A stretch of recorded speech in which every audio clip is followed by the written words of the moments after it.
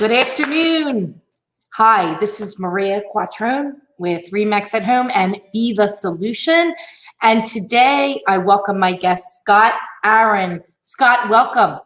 Hi, Maria. Great to see you and just grateful and honored to be a part of this. Scott, I am so happy to see you, and I'm so excited to talk to you today about everything that you're doing to be the solution, your book, and everything that you're doing with your clients on LinkedIn and your coaching. So you just tell our guests a little bit about you.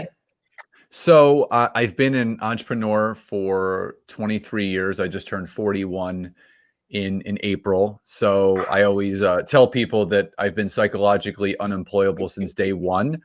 I started in the health and wellness industry in Philadelphia. My family had a string of health clubs in the Old City area, Northern Liberties, and finally in East Falls, just outside the city.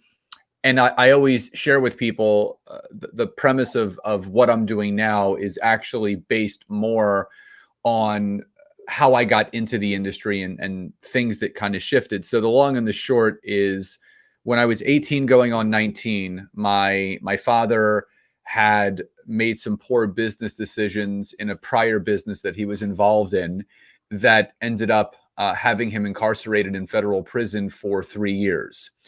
And that was basically my entryway into entrepreneurship. I had to take over and run our first gym, which was called Old City Ironworks in 1998 going into 1999. So I was thrown into the fire of entrepreneurship as a teenager.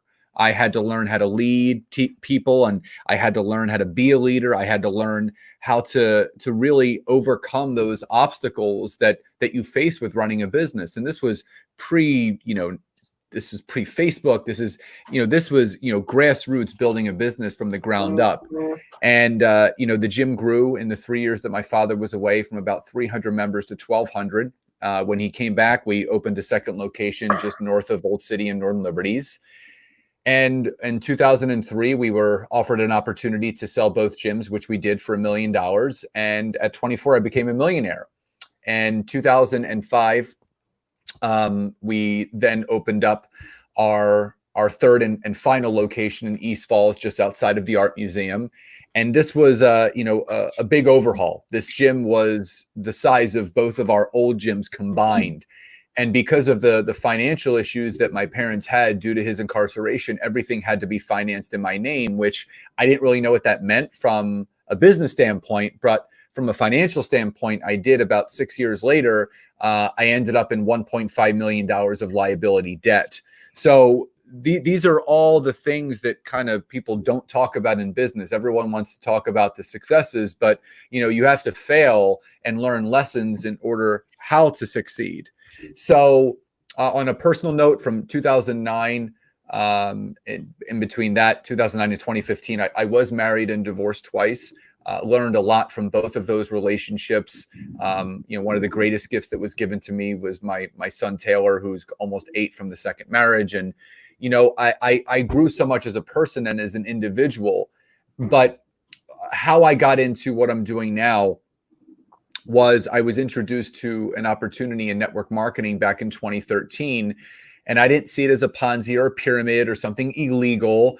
I actually saw it for what it was, which was a way to diversify my income, streams. And, the average millionaire has anywhere between 4 to 6 streams. And I had one. I had my gym, I had my personal training, but I was one injury, one illness away from losing everything. And in the 4.5 years that I actively built, I earned close to $400,000 with that opportunity. And in 2016, everything kind of came to a head. Number one, my network marketing business was thriving, but I had also started using LinkedIn very heavily to build connection, rapport, and trust with business professionals. Because when I was building this business, I said, I can get all the customers I want, but if I want to build an organization, I can't do it by myself. I need to build deep. I need to build this with people that actually want to build a business as well. The second thing was I pulled some documents, and namely the lease of my gym. And on the last page, it said guarantor, and it had my signature above it. And for anyone that doesn't know what that means, when you are the guarantor of a lease, basically you are financially liable for every dollar that is owed on that business, whether the business succeeds or fails. My building was not in good condition. The landlords did not have the monetary means to fix it. And I was sitting with my attorney and he said, you have two options. You can continue moving forward and have your coaching practice and your network marketing money come in and keep the gym going, or you can file for bankruptcy. And when I heard the word bankruptcy, I didn't hear your life is about to end.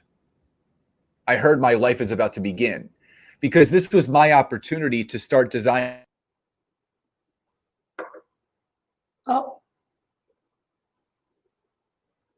we lost Scott. Hopefully he can pop back in here.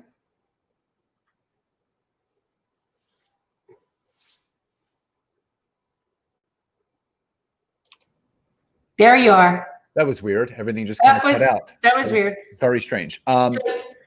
So basically, this was my chance to live life on my own terms.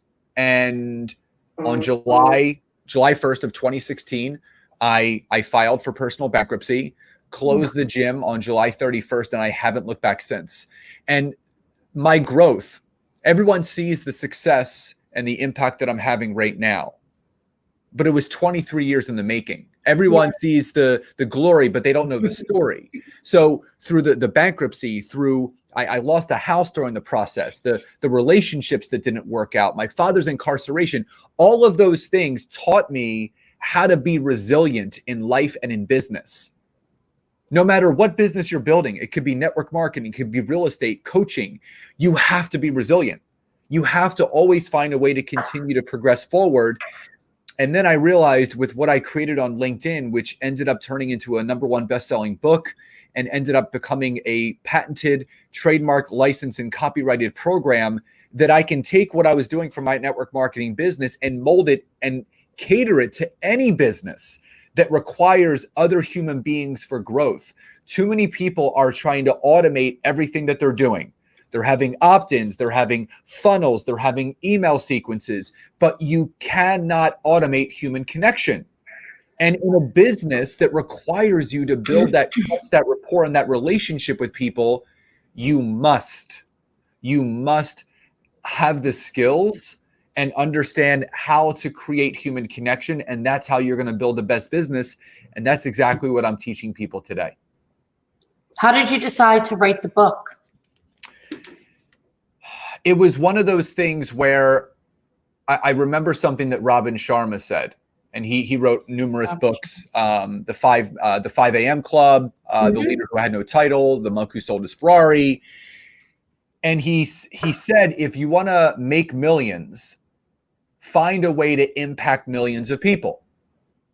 If you want to make billions, find a way to impact billions of people. And I said to myself, with my coaching practice, I can only work with so many people one-on-one or in group settings. How can I get my word out to the masses? And I said, you know what? Why don't I write a book? And I had already self-published a previous book. It's called Good Guys Always Win. It was more of my personal journey and story, but I actually put structure around this book. I didn't want it to be a book where it was just words and it kind of skimmed the surface and gave people an idea of what they had to do. I wanted to put some juice in this book where people could read it, and if they ever read it, at the end of each section, at the end of every chapter, there's a key takeaway section of what you should have taken away. So if you have to, you got to go back and read it. And I said, you know what? This is a way where I could impact so many people. And it's actually, I think, sold about 5,000 or 6,000 copies already since I released it about a year ago. So that's amazing. Thank you. And I can't wait to read it. I actually just placed the order on Amazon. Oh, awesome. And you know, the book is entitled The LinkedIn Book for Network Marketing. And, you know, people say, well, is it only for network marketers? No, if you literally just cut out the word network, it's the LinkedIn book for marketing. And no matter what business you're trying to market, this book can give you the blueprint to do so. So is there another book on the way? So I did release my third book in March of this past year, and it also hit #1 bestseller, and it's called The Network Marketing Academy. And it's like an adult picture book. So it's got a lot of PDFs. There's an accountability workbook that actually goes along with this. So again, it's not just for network marketing. This book actually goes over the key aspects of how to master your mindset, getting organized in your business, understanding how to generate quality organic leads, but also understanding all of the social media platforms and how to authentically brand yourself. And that book just came out in March, and it hit bestseller. And so, Wow. I'm grateful to say that I'm, a 2-time #1 bestseller now. Yeah, that's fantastic. Thank you. That is, I love your story. I didn't know all of it. And, I don't think you knew this, but in 1999, 2008, no, 9, 2000, 2001, I was a member of your gym, Old City Really? Ironworks. Yeah, I lived at 222 Church Street. Oh my God. Yeah. Right across from Old City Coffee. Yep. My dad used to love, my dad went into Old City Coffee all the time, but we used to eat at La Locanda del Guillotone literally like every weekend. And I moved into where the Snyder's Golf Station was on 2nd. I lived in the apartment complex right across the street. Oh, right on 2nd. On 2nd. Yep. Right where that was. There's a big parking garage now. Yeah. It's right before the 95 underpass. Yeah. That's basically where I used to hear the train going across the Ben Franklin Bridge almost every day. Yeah. Yeah. Small world, right? It is. It is. So, and then we didn't meet then. We met 2000 and, oh my gosh, what year was it? Was it 14? 15? 14, 15? 14? Yeah. 15. 2015. Yeah, I think it was 2015. I remember coming to your office to doing presentations with you. Yeah. It was Isogenics. Yeah, it was a lot of fun. Isogenics. Yeah. I like the product. It's a good product. It is. Absolutely. Definitely works. Yeah. Yeah, it definitely works, but you have to keep taking it. Yeah. No, I mean, it's one of those things that just became a routine now after 7 years. Yeah. Are you still taking the shakes? I still cleanse once a week and take my shakes twice a day and eat healthy. And yeah, it's just. Yeah, you look good. Thank you. I appreciate it. You look good. You learn a lot from that business, I think. I think that it's an interesting business. I always was fascinated with network marketing. Yeah. But there's a saying, Scott, you can't catch two rabbits at the same. Well, if you ever try to catch two rabbits at the same time, usually you can't. So I decided real estate was going to be my thing. And then you got to honor your path. Yeah, and there's so many different aspects of real estate too, right? So, but I want to hear about your LinkedIn and how our listeners can learn from you and some maybe tips. Yeah. Whether they're in real estate or mortgage or any business. What are some things that people can implement, that are easy things to do? Like 1, 2, 3. So there's actually 4. And I call this the layer cake of LinkedIn. So for visual purposes, if you guys can imagine a wedding cake, and you have, the big base at the bottom, and then you have a medium tier, a small tier, and then you have the figurine of the happy couple at the top. These are the 4 layers. Mm-hmm. Now, that doesn't mean the bottom is most important. Actually, the top of the wedding cake is the most important, but it won't work unless the bottom, the base, is built out the right way. The bottom, the base of what you need to do on LinkedIn is optimizing your profile. Now, if anyone goes to my website, scottaaron.net, on the top right, you'll see something that says free infographic. It's a free profile optimizer. It's 6 steps to optimizing your profile. And most of the people that I work with are in the entrepreneurial space: business coaches, real estate professionals, network marketers, online business owners, because they all require a network. And, Gary Vaynerchuk actually says it best. He says your net worth is always in direct correlation to your network. If you have a small network, you're going to have a small net worth. But if you have a large network, you can create a large net worth. So the fact of the matter is your profile needs to be optimized. Now, here's the thing. When Microsoft bought LinkedIn out 5 years ago, it changed the game. Changed the game.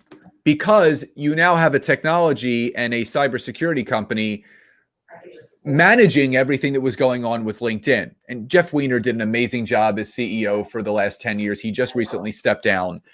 But they made it so easy to interact with other business professionals. But it all started with your profile, which is based around the SEO, the search engine optimization, the keywords that are on your profile.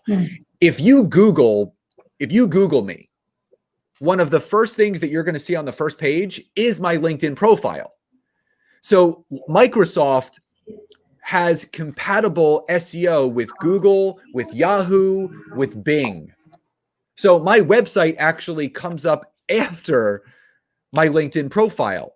And if you go onto LinkedIn and you go to your profile, you'll see something underneath your About Me section that says your dashboard. And it shows you how many people have viewed your profile, how many views on your last post, and how many searches you've appeared in. If those numbers are severely low, you are invisible. So basically, you need to make sure that if you're in real estate, you need to have real estate fluttered all throughout your profile. Your headline, your About Me section, your experience section, your licenses and certifications, your education, courses that you've taken. Now, there's one area of your profile that's very, very underlooked and overlooked for that matter. And it's the personal recommendation section of LinkedIn. So basically, the way that the profile is built out, it has your headline, it has your About Me section, which is where you introduce yourself to your network. It has your experiences, all the jobs that you've had. Then it has the education, where you went to college. Then it has licenses and certifications that you've accrued, volunteer experience, skills and endorsements, and then the recommendation section. The recommendation section is the Better Business Bureau of LinkedIn. This is where people go to see your credibility. So if you're not asking people that you've worked with or currently work with or worked for and vice versa to not write you a recommendation, it's going to kill your credibility. If anyone goes to my profile on LinkedIn, all you have to do is go to the search bar, type in Scott Aaron, Forbes, Forbes. I'm also on the Forbes Coaching Council. Okay. You can see there's over 430 written recommendations of people that I've worked with over the years that vouch and say, yes, he knows what he's doing. So I don't ever have to sell myself. I know exactly what I'm doing, and my clients do the selling for me. So once your profile is optimized, the second layer of that is your network. And this is everything. You need to get specific with your avatar. So who is the average buyer that you work with? Who is the average seller that you work with? How old are they? What do they do for a profession? So here's the thing. When you look at the demographics of LinkedIn compared to Facebook and Instagram, it's apparent that people are spending a lot of time on the wrong platforms. Facebook and Instagram, the average age is 18 to 29 with a yearly income of $30,000 a year or less. LinkedIn, average age is 30 to 55. That's more of your first and second home buyers. And also people that are looking to downsize, the empty nesters. And these people make an average of $75,000 to $110,000 a year. So when you start thinking about where you should be spending time, because in all honesty, Facebook's a barbecue. That's where people go to hang out. And Instagram is a reality TV show. That's where that is true. I literally, agree it's with the that. Bravo of social media. That's where people go to watch the Real Housewives of Instagram. But LinkedIn is a global networking event every single time you log on. There are over, I believe, 185,000 people in the greater Philadelphia area on LinkedIn. And you're allowed 30,000 connections. So you can build this network this referral network, this client network of people that you can actually do business with. You just don't know how. Right. You're not looking for anyone. You're looking for the specific people. When you know your target market, when you know the industries that they're a part of, and you know that those are the people that are most likely going to buy and sell with and for you, then you can start building your network around it. Now, the third layer is messaging. This is where the wheels fall off. Because if anyone has spent any good time on LinkedIn, they probably have been fallen victim to all of those people that send them those 18 paragraph long drunkalog messages trying to sell them and pitch them and check this link out and schedule a call here and watch this video. That's the quickest way to literally end your professional relationship with someone on LinkedIn. So let me ask you about that, Scott, because I'm going to be transparent. I'm not on LinkedIn a lot because I get all these messages from people about exactly what you just said. And so how do you cut through that clutter? Like you started LinkedIn, utilizing LinkedIn through Isogenics, right? Mm-hmm. Okay. So how did you start that? And what did you do? Like, I know you're telling something, but how did you figure out that was the right spot? Well, it was the numbers game. So I was at a personal development event, and the host of the event called up these ultra successful entrepreneurs on stage. And he said to them, and these were people that in their businesses that they owned, they were making multiple 6 and 7 figures a year. Mm-hmm. And I knew that I wanted to get to that level. So I was paying attention to what they were saying, but there was one thing that stood out in what they were saying. And he asked them, he gave them all this. They were standing in front of a whiteboard, and he handed them a marker. And he said, go to this whiteboard and write down the amount of conversations that you've had to have over the years, estimated, to get to where you are.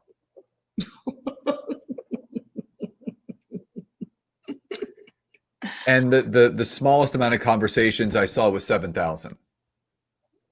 I was off the top of my head, I was thinking 10,000, but I think that's low because and I said to myself, shit, I have my work cut out for me, because I was using my warm market and I was using Facebook, and Facebook only allows 5,000 conversations, and not everyone's going to talk to you. So where can I go where the law of numbers are going to be in my favor? And I remember LinkedIn. I remember it was a professional platform. And I remember one of my first mentors said to me, she said, Scott, you need to look at yourself in the mirror every day, and you need to ask yourself, how am I going to connect with myself today? And it was a light bulb moment. I'm like, that's it. I need to connect with the business version of myself.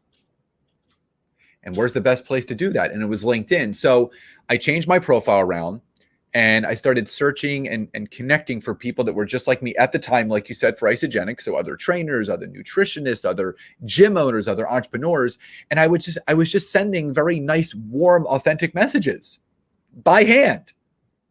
And people started responding back. Yeah, I'll get on the phone with you. Yeah, let's connect. Yeah, let's talk. And I'm like, this is really strange, because on Facebook, like, it's like people read the message and then they literally, that drives me nuts when people read your message and they don't respond back. It drives me crazy. But I realized that people aren't on Facebook and Instagram to network.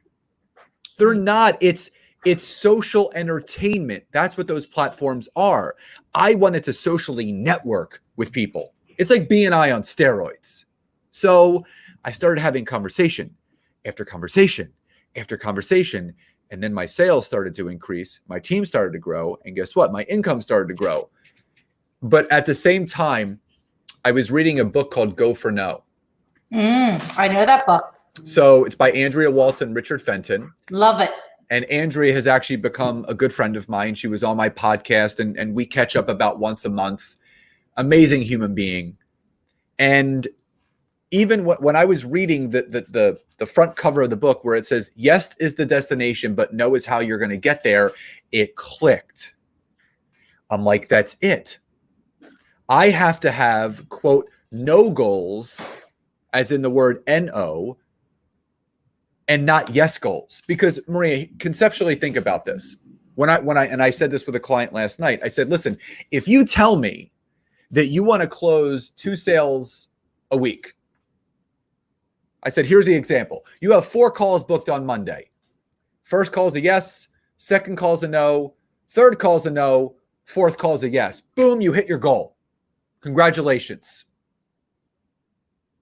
What's going to happen the rest of that week?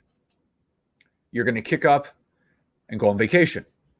You've already hit your goal. What motivation is there? But if you reverse that and you instead, how many no's do I want to hear every week? So I want to hear 20 no's a week, which is still my goal. My goal is 20 no's every single week. I still have those same 4 calls. First person, yes. Second person, no. Third person, no. Fourth person, yes. Guess what? You have 18 more no's to get. I have 18 more no's left, which means I'm going to continue to have calls all that week. So there's going to be more yeses that start showing up. So all of this started happening at the same time. So I reached out to a buddy of mine, Joe, and I said, Joey, listen, you got to get on LinkedIn. And I said, here's what I want you to do. You know, A, B, and C. It was what I knew at the time. And a week later, he texted me and he said, call me. So I did. And I said, what's up? And he goes, dude, whatever you're doing, he goes, it works. He goes, I have 14 calls booked this week. He goes, I think you just struck oil. So at that point, just like any other personal training routine I've written up or a nutrition plan, whatever, I created a system. And what do people require in business? Processes and systems. Processes and systems that actually work and create success. So I put structure around it and I created a digital course. I created a one-on-one training course. And so let me give you a little example. So my buddy Jeremiah Campbell, he owns a masonry reconstructive firm in the greater Detroit area. So he's in the real estate development side. And we were in a mastermind together and he said, listen, I need to expand my network where I can connect with more real estate professionals to bid on more jobs. Because he said to me, the more jobs I bid, the more contracts I get, the more income I can make. And he was already making multiple 7 figures a year. Mm-hmm. He's had the business for 15 years. We worked together about 6 months ago. About 3 months ago, he sent me a text message. He said, I just got to let you know from what you taught me, because he's in the greater Detroit area. So he's like, show me how to grow my network just in the greater Detroit area, because that's where I need to bid my jobs. I taught him, and he closed a $300,000 contract. One contact equaled $300,000. He said to me, that is the largest contract he has ever closed in the 15 years that he's had his company. Wow. When I mean there's a door of opportunity that a lot of people aren't opening on LinkedIn, they're just leaving it closed. Because if you're just going to focus on your warm market and who you know and referrals, you're literally going to be waiting at a bus stop where there is no bus on that route anymore. You have to make things happen. And that's when I started really diving in and, obviously understanding your profile, understanding your connecting, but also messaging. And going back to your question, you block and delete those people. Here's the thing. Everyone is trying to remove the most important thing from the equation, which is themselves. You know what? I'm just going to get a software and have it do it for me. All right. It's like a bot. Isn't there a bot? It's a bot. I'm gonna have this software and this bot connect and message. So all I have to do is just show up to all these calls. Is that what they're doing? Is that what that is? Yeah, of course. But a human being knows if it's a human being or a bot. We're not stupid. Yep. They say bots are smarter than human beings. They're wrong. We have the emotional intelligence to say, you know what? That does not pass the smell test. That stinks. I'm not responding to that. So I created something called the magic formula. And it's a 3-step process to crafting a very genuine and authentic message on LinkedIn. So here it is. The first step is mentioning the person's name. Hey, Maria, great to connect with you on LinkedIn. Okay. Sounds obvious, but it works. The second part is bridging the gap between the two people. Why are we connecting? Why are you reaching out to them? So maybe you know that a lot of your target market are business professionals. Maybe they're entrepreneurs, they're small business owners. That's the people that you typically work with, sell, and buy. You connect, you create this connecting point.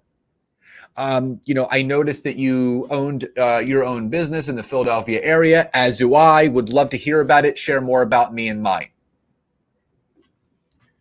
So now you've brought up the reason why you're reaching out, the connecting point, the drawbridge to be lowered to say, oh, Scott owns a business in Philadelphia. So do I. Makes sense why he's reaching out to me. And then you finish off the body of that by saying, would love to hear how we can support each other here on LinkedIn.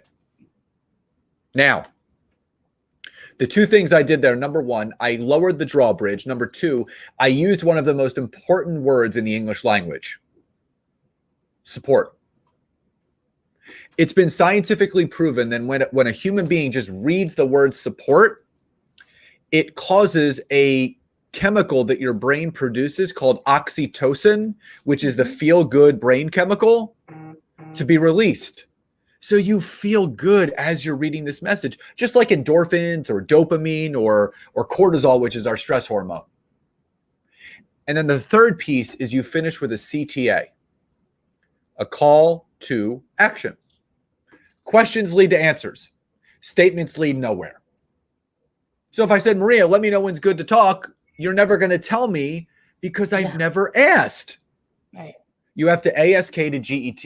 You have to ask in order to get. So I would basically just say, do you have any time this week or next week for a call? Now, that's a way to have a nice, genuine conversation, because when you hear their story, you share your story, you share your passion and your aha moment of why you do what you're doing, and you ask them, how can we support each other? Now, you've left a brain tattoo of what you do. You're in real estate. So who are they going to think of if anything comes up within their network or for themselves personally? You. The fourth and final piece is content creation. So as you guys are watching and listening to this, LinkedIn is having a Facebook 2012 moment.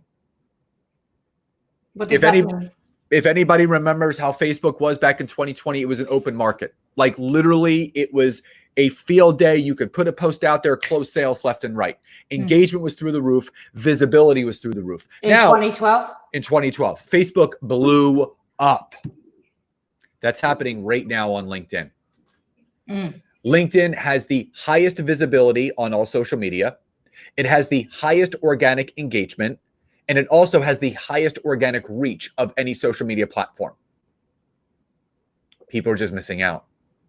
So we've been trying to get the podcast, this live on Facebook, and we've not been able to get approved yet. We're on Facebook and YouTube, but not LinkedIn on LinkedIn yet. Yeah, so LinkedIn Live, you have to have certain credentials for them to approve that. So they're still in the beta test phase of that.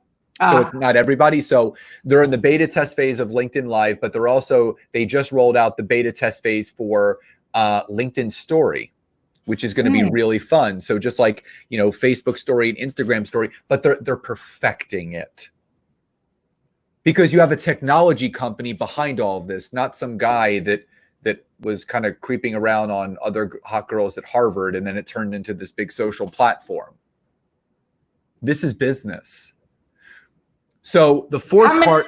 Oh, go ahead. No, go ahead. Finish, because I have some questions. Yeah. So the fourth part is content creation. So I don't care what you guys do, whether you post, you do a video, you write an article, you start a discussion in a group. You need to post one piece of content a day on LinkedIn. One. Not 18 like Facebook and Instagram. One a day. And if you're going to, you need to do two things. Number one, educate your audience. Number two, inform your audience. But here's the key. Never talk about what you want to talk about. Talk about what your audience actually wants to hear. Put yourself in the shoes of the viewer, of the listener, of the person in your network. How would you respond to your message? Turn the mirror around. That's how someone will best engage with you organically. So from a very, very high level, those are the 4 basic things that people can do on LinkedIn to really start using it properly. So it's wide open right now. I mean, the business I created, everything that I've done is because of LinkedIn. And I do it all through the free version. I don't pay for premium. I don't pay for recruiter. I don't pay for navigator. I grew my network from about 500 connections to nearly 28,000 in 3.5 years. 28,000. How many? So you're still doing this every single day, Scott? I practice what I preach. And that's okay. That's the difference in me. There are people that coach LinkedIn and teach. That's great. But I practice what I preach. What I teach is what I still do every single day to this day. So all I'm doing is letting people under the kimono of how I've built my successful business. That's it. So how many are you reaching out to every day? It really depends, because I'm now at the point where I have about 20 to 30 people a day reaching out to me. So here's what you need to do. It's an equation. So what should somebody do to begin? Yeah, How about that? The typical acceptance rate, and this is per person. The typical acceptance rate, if it's the right person, is anywhere between 35 to 40% of the connection requests you send out will get accepted. So if you do the math and you're sending 100 requests out a day, you're going to have 40 people that accept. And if you do that 7 days a week, that's 280 new connections. That is way too much for you to keep up with. You need to make sure that it's at a level where it's 5 or 10 new connections a day, where you're actually able to interact with those people. If you get backlogged, you're going to get stuck, you're going to get paralyzed, overwhelmed, and you're going to stop using it. So it's not about the quantity, it's about the quality of what you do. So everyone has a different network. So the measure that you want to go by, how many calls do you want to have per week? And if you backtrack the equation and you know that 35 to 40% of the connection requests that I send out get accepted, then you kind of do the math and you plug the numbers in and how many calls you want to have. So if a real estate agent is looking at this, not everybody buys or sells a house very often, right? Once it was every 7 years, probably now it's a little bit longer, probably 8 to 9 years. So you have to make a lot of connections. Well, you have to make a lot of relationships.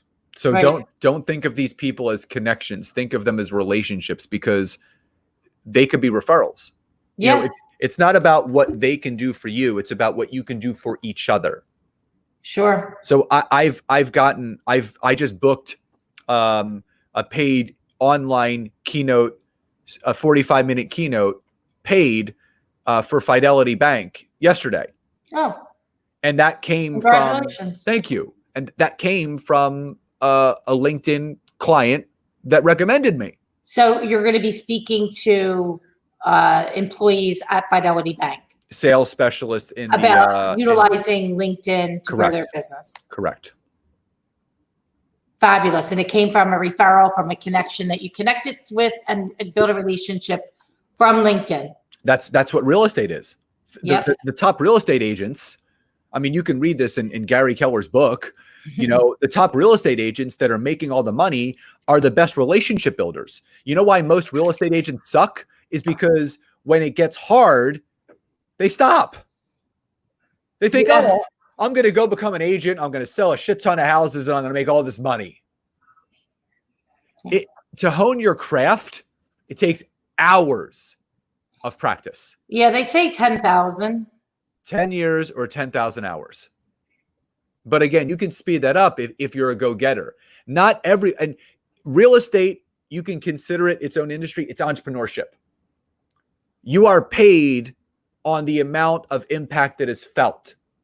The more houses you sell, the more commission you earn, the more money you make. Yes, and that brings us to the more problems you solve by being the solution, right? The more income you can make. And it's all about problem solving. Real estate is all about problem solving. Yes.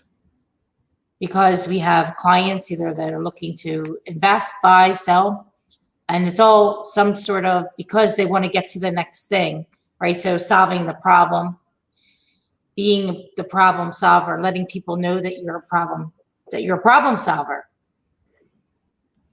How do you work with your clients, Scott? What's that? You coach people. I do. I do virtual coaching. So I have an online course. People can work with me one-on-one. It's a 6-week coaching program. But I wanted to touch on something that you just said. So I want to go back to why a good portion of real estate agents don't make it. They quit after a year, year and a half, 2 years. There's a great exercise that every person in real estate should walk themselves through. And you can look this up online. The top skills that real estate professionals have, the successful real estate professionals, what are their specific skills? Are they, good closers? Are they great at connecting with people? Are they outgoing? Are they driven? Are they motivated? All of those things. And then you compare that to your skills. What are you good at and what do you need improvement with? When you can define your own weaknesses, they can become your strengths. But the problem is, what do most people do, Maria? They compare themselves to other people in real estate that are closing all these houses, making all this money, and they start convincing themselves that they suck and I'm never going to be good at this. What you think about most often is what you will become. So if you're constantly comparing yourself and competing instead of collaborating and creating, you can't create the impact that you want. So defining the areas of weakness that you have, playing to your strengths, creating more strengths from your weaknesses will make you a better professional. And you know what? Like real estate, it's just like network marketing or any entrepreneurial endeavor. It doesn't happen overnight. It's going to take time to build. Think about the build of a house. What has to happen first? The foundation needs to be laid, and then the walls go up. And then the piping goes into it. And then you start to put the roof on and the windows and the doors. Everyone's trying to put the roof onto a foundation that's not there yet. Does that make sense? Oh, yeah. That's why the team model works so well in real estate. Yep. Because in a real estate transaction, Scott, there's 7 different jobs. And it's one of the reasons that I believe, anyway, that agents have a tough time, because I wouldn't be able to work in the business without my team. You have a team, right? I have, grateful to have about 9 people on my team now. I can't do this by myself. So I have people that, like, I have someone that focuses on, some Facebook retargeting stuff. I have someone that works on my website and my emails, and I have a customer service person, and I have someone that manages my Facebook groups. Like I can't be 18 places at once. I mean, Maria, you know what they say? An army of 2 is twice as strong than an army of 1. So it makes sense to work as a team. If you go it alone, it's going to be a very, very lonely place, and you are going to be feeling very dissatisfied. Being in a thriving environment is only going to make you work better. And it allows you to do what you do best, right? The best salespeople are relationship builders. They're not the best at the back end, getting paperwork and putting out, putting stuff in the MLS and, all those things they're administrative. That's an administrative role. And there's a place for that. But most agents that are good are not good administrators. Play to your strengths. Yeah. Outsource your weaknesses. So that's what we do. We operate as a team, as a group. And I started that in 2006. or 2005, 5, 6, something like that. I was actually one of the first people to do the team, and people would say, "Who does she think she is?" Well, she's smart. That's who she is. I said, "This real estate business is for the birds without a team." Yeah. I mean, I tell my staff all the time, my team members, my colleagues, and I said, I wouldn't do this without you. There's be no way. Because it's about providing the customer, the client with the best customer experience. And you certainly can't do it. If I'm sitting here on a podcast, Facebook Live with you, right? There's a team of people working around behind the scenes, getting the house prepped for sale, staging, pictures, contract to close, doing the marketing, Facebook ads, et cetera, et cetera. Yeah. There's so much. Even though we even have, quite a nice size group to handle that. We're still going to hire right now. We're in the process of hiring three more back office staff. We're going to do actually VAs. We have one VA right now, but we're hiring 3 more. One specifically just for me and my administrator. So, and then 2 for back office. But you can hire VAs too, right? I mean, where there's a will, there's a way. Right? Never, ever, ever give up. I'm sure, look, you've had times in your life when you wanted to give up, right? What kept you going, Scott? The only way to fail is if you quit. Right. So why would I want to set myself up for failure? I mean, entrepreneurship, just like life, it's not a straight line. There's dips, there's turns, there's ups, there's downs, there's plateaus. You got to push through. Only the strong survive. Especially now. How has your business changed any since thriving right now? It's better than ever, right? Better than ever. I'm booking online conferences nonstop. I have new clients coming on board every single week because people are now faced with actually seeing what I saw 5 years ago. Because if belly to belly is removed, what are you going to do? Zoom. And if you have to, is that exciting for you? You can Zoom. You're going to be online bookings, right? So you do it through Zoom or whatever. I've been using Zoom since 2014, so this is normal for me, right? But now you could be in Arizona this afternoon and tomorrow in Alaska. I was on a Zoom earlier today with someone from the UK, right? And last night someone from New Zealand. So my business is international. I have clients in New Zealand, Australia, the UK, Europe, Asia, Canada, the US. How exciting. It's amazing because that now my impact is being felt globally, and LinkedIn gave me that opportunity. And the only reason why a lot of real estate professionals aren't using it is because no one's talking about it.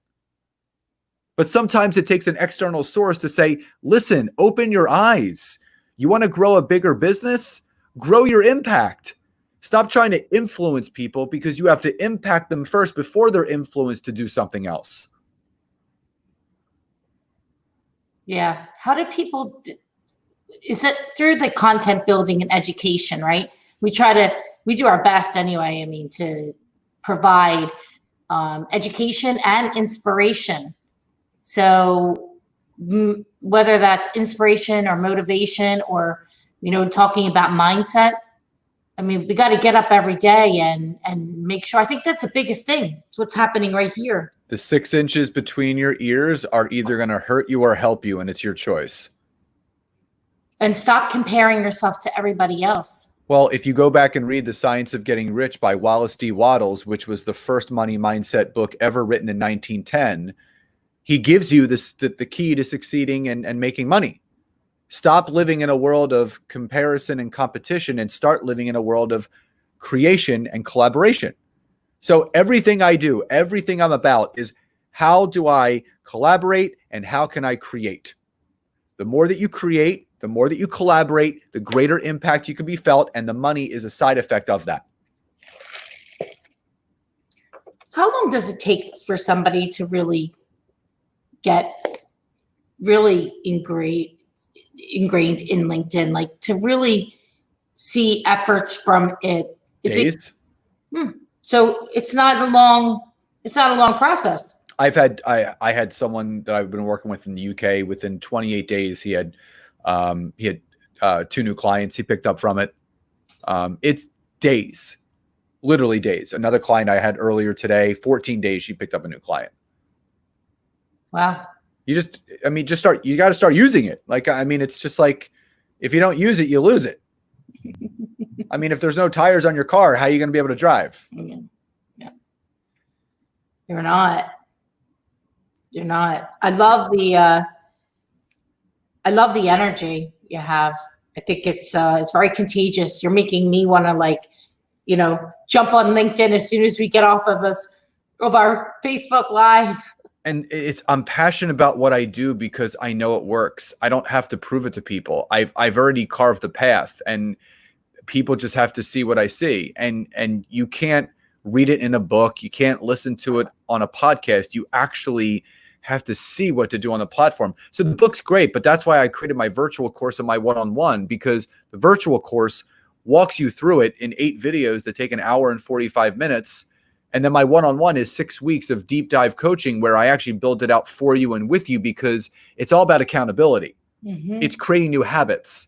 And when I can create a new habit in someone, if I can get them to shift their mindset and see something that I already see, and they see a result from it, guess what? When you see results, you're more likely going to continue to do it. That's why there's so many people that invest in all of these programs and these coaching and these opt-ins and these things. And it's called shelf help. Their shelf is just full of just help, but they're doing nothing with it. So why I started my coaching practice is because I don't want to just help people. I want to show them, here's how you do it. And they have to help themselves. People, like, I had a guy ask me yesterday, what's my guaranteed ROI? I said, I don't know. What's your guaranteed method of using this? Can you guarantee me that you're going to do exactly what I say? And then he goes, good point. I said, I don't control your success. I'm responsible for teaching you exactly what you need to do. What you do with it, that's on you. That's not on me. That's a different story. We can lead a horse to water, but you can't make them drink, right? It also has to be the right horse. Yeah, the right one. So tell me about your podcast. I looked at, you have a lot of episodes. Yeah. And why did you start to do it, and what is it about? Again, it was born out of the need of how can I get in more people's ears, and what people need to understand. A podcast is one of the most intimate experiences a listener can have with you, because you're speaking directly into their brain. It's very intimate. It's very intentional, and it's very genuine. And I love helping people. I wanted this podcast to be something where people can go back to and listen at any point, and they're going to get a tangible takeaway from it. So I was watching a YouTube video. And Gary Vee popped up, and he goes, yeah, there's this great app that I just found called Anchor. Mm-hmm. And I'm like, oh. He goes, yeah, it's a free hosting platform for your podcast. And I always wanted a podcast. So literally, I got my phone out, I downloaded the app, and I started my podcast in November of 2018.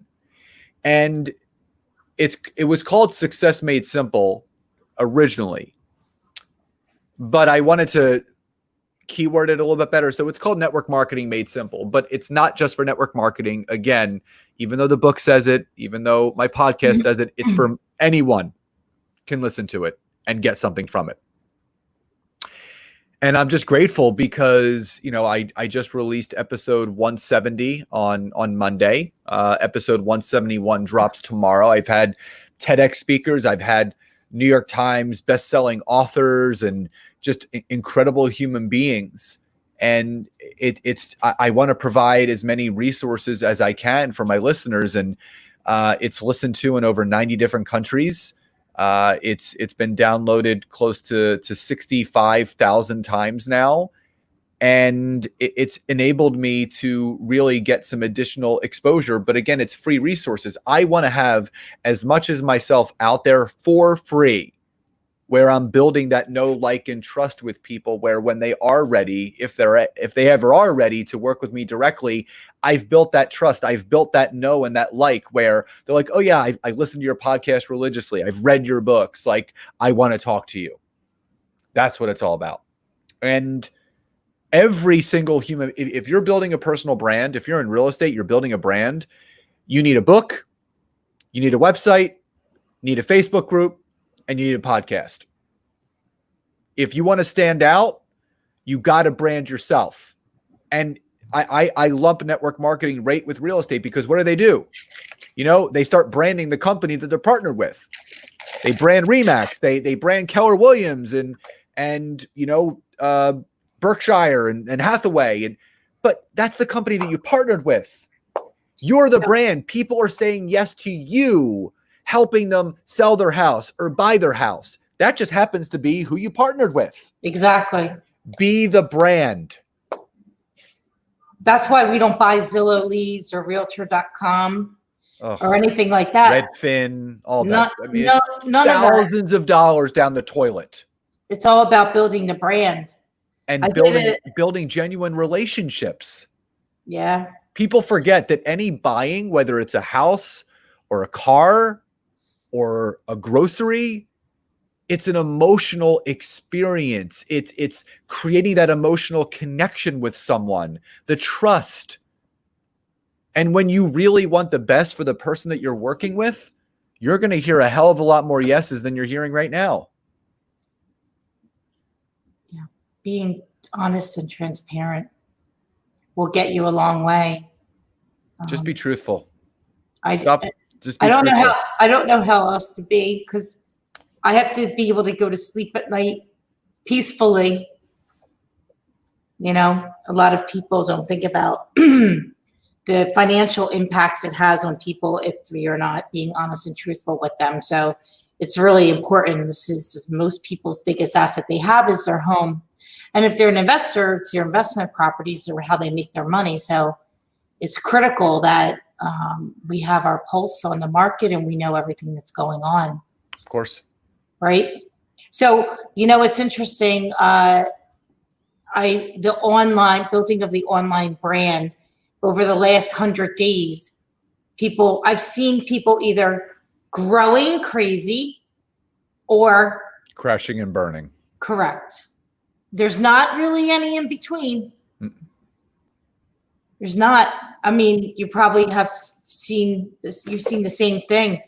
Well, I mean, listen, when you're forced to pivot, what are you going to do? Everyone says, oh, these are unprecedented times. But are they? It's bullshit. Because we have stuff like, listen, whether this is a global pandemic or not, everyone has gone through their own personal pandemic. I've gone through multiple personal pandemics. Yeah. Did I quit? No. This is the universe's way of saying, hey, listen, start moving in a different direction. Be a salmon in a world of fish. Stop going with the grain. Go against it. What are you going to do? You're going to fold your hand and quit? No one wakes up, Maria, and says, you know what? I really want to live a mediocre life. Who wakes up thinking that? Everybody has the same intuitive thoughts of living a great life. Here's what you should think about. I did this podcast episode with my buddy, Cody Schuin. He wrote an amazing best-selling book called Your Everyday Legacy. And this was deep, deep stuff. He was a funeral director for 15 years. Oh. So he faced death every day. Ugh. So he wrote in this book this incredible story, and I don't want to tell the whole story because if anybody wants to read it, go read it. But get the book. We were talking about it on the podcast, and I said that story in chapter 3 or whatever. I said it really impacted me, and he goes, "I know exactly why." So he started to go a little bit more in depth, and the premise of the story is this: Cody is running a service as he always does. And drones of people showed up for this gentleman that passed away, older gentleman. I mean, hundreds. And I mean, standing room only. I mean, wall-to-wall people. And when it came time for people to give their eulogy and their thoughts, I mean, literally everyone was getting up to speak. Family, friends, clients, whatever it was. So at the end of the service, Cody goes up to the one son who spoke and said, he goes, man, I've never seen a service like this. He goes, your father must have been an incredible human being. And he said he was. And he said, Cody, this isn't nearly a tenth of the people that my father has impacted. And he said to him, he goes, what was the best piece of advice your father ever gave you? And he said, strangely enough, the best piece of advice that he ever gave me was shortly before he passed away. And he said, son, don't wait until you're gone for your legacy to be felt. Leave it while you're still living. And that just got me. Because if you think about it, we're always thinking about how are we going to be remembered? And that's what Cody asked me. He goes, I'm going to ask you an uncomfortable question. How do you want to be remembered? When you face your mortality, when you're facing the end of you, I can promise you guys, you are going to start showing up differently. Those things that may have bothered you before aren't going to bother you as much. Your legacy, whether you know it or not, is being felt and left right now. You're just not paying attention to it. Think about how you're showing up each day. Think about how you're leaving people around you better. Don't just talk it, live it. And I can't tell you how impactful it was to have that conversation with him, because there's so many just words that are just thrown out into the universe. There's people that just inspire and motivate just to it's just words. We bring meaning to those things. Every day I wake up with a grateful heart. I write every single night before bed.